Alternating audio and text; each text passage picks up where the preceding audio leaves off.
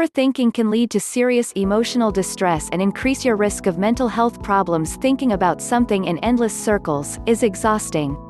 While everyone overthinks a few things once in a while, chronic overthinkers spend most of their waking time ruminating, which puts pressure on themselves.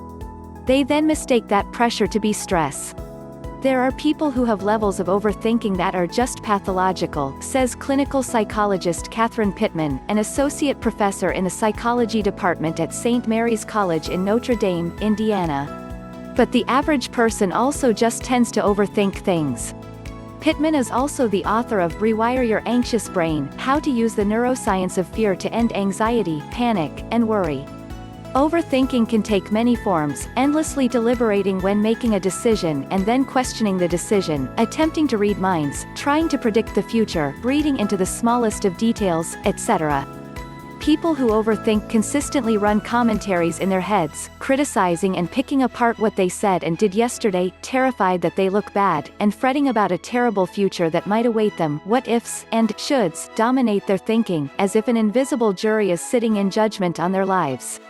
And they also agonize over what to post online because they are deeply concerned about how other people will interpret their posts and updates. They don't sleep well because ruminating and worrying keep them awake at night.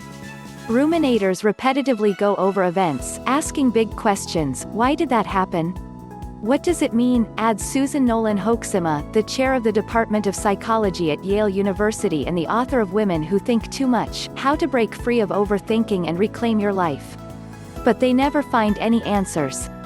If you consistently focus on ruminating and make it a habit, it becomes a loop, and the more you do it, the harder it is to stop. Clinical psychologist Helen Adesky, Psy.D., shares some insight. So often people confuse overthinking with problem solving, says Adesky, the author of Stop Anxiety from Stopping You. But what ends up happening is we just sort of go in a loop, Adesky says. We're not really solving a problem. Overthinking is destructive and mentally draining. It can make you feel like you're stuck in one place, and if you don't act, it can greatly impact on your day-to-day life. It can quickly put your health and total well-being at risk. Rumination makes you more susceptible to depression and anxiety. Many people overthink because they are scared of the future, and what could potentially go wrong. Because we feel vulnerable about the future, we keep trying to solve problems in our head, says David Carbonell, a clinical psychologist and author of The Worry Trick: How Your Brain Tricks You into Expecting the Worst and What You Can Do About It. Extreme overthinking can easily sap your sense of control over your life. It robs us of active participation in everything around us.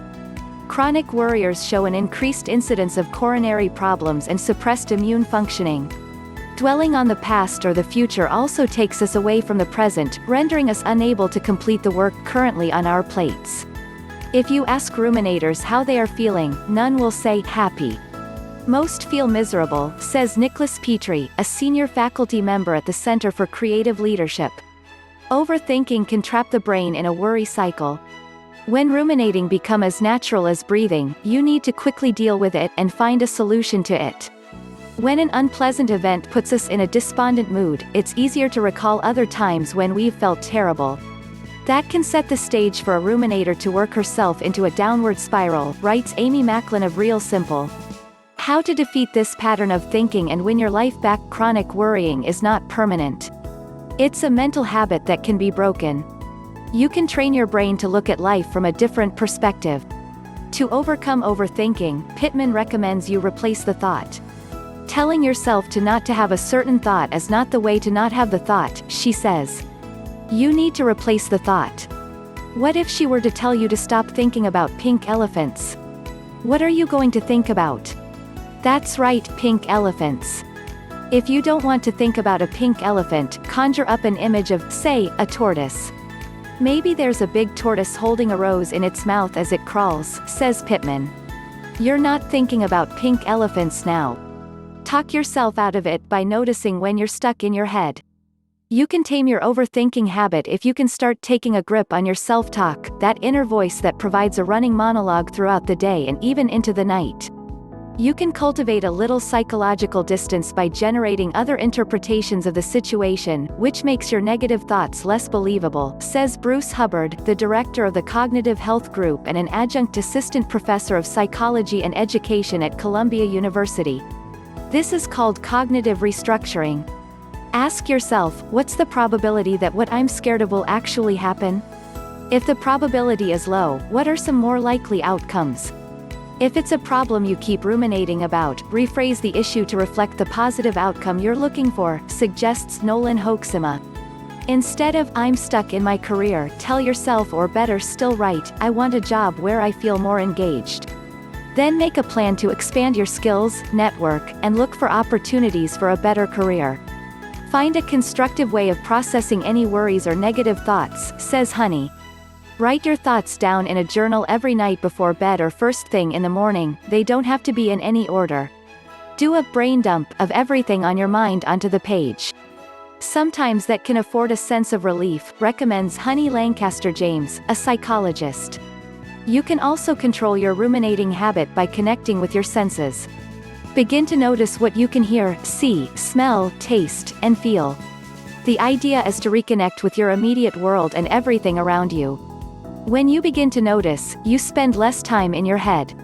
You can also notice your overthinking habit and talk yourself out of it. Becoming self-aware can help you take control. Pay a little more attention, says Carbonell. Say something like, I'm feeling kind of anxious and uncomfortable. Where am I? Am I all in my head? Maybe I should go take a walk around the block and see what happens.